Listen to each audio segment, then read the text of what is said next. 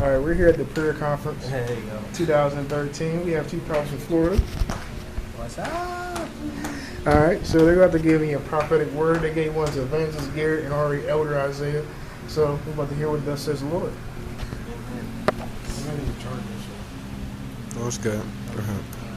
So, Father, right now I just thank you for this man of God, and I thank you for his purpose and his destiny inside.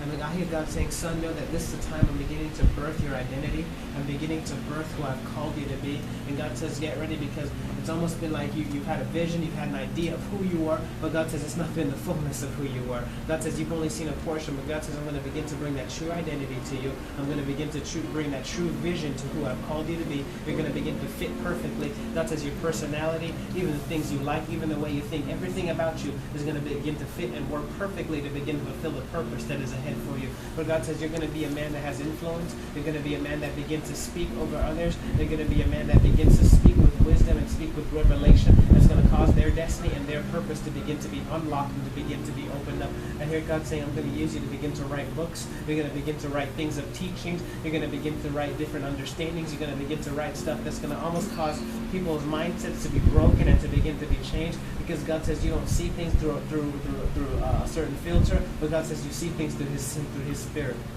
And God says, son, know that even as you've been grown up and you've been raised in different environments and situations, you've almost kind of gone through, almost feels like you've gone through your own trying process, your own difficult process. It's almost been like you've walked through mud, you've walked through swamp, you've walked through almost the dirtiest and the difficult situations. And when you thought that process was over, you started another one. And you're just like, oh my gosh, how much harder can this be? But God says, even through those processes where the enemy tried to cause things to stick to you, God says, I didn't let the enemy cause things to stick to you. I caused you to walk through those things. And God says, I've matured you. There's many giftings you've received in those times. There's many things that begin to be unlocked inside of you. And God says, almost some of those things were the things that shaped your character, shaped who you are, and it's causing you to begin to be the man of God that I've called you to be. And God says, son, you're going to begin to prophesy with fire. You're going to prophesy with authority. You're going to release things with supernatural wisdom. And God says you're going to be a man of great character and a man of great balance. You're going to begin to, you're not going to be flip-flopping all over the place, but God says you're going to speak with such a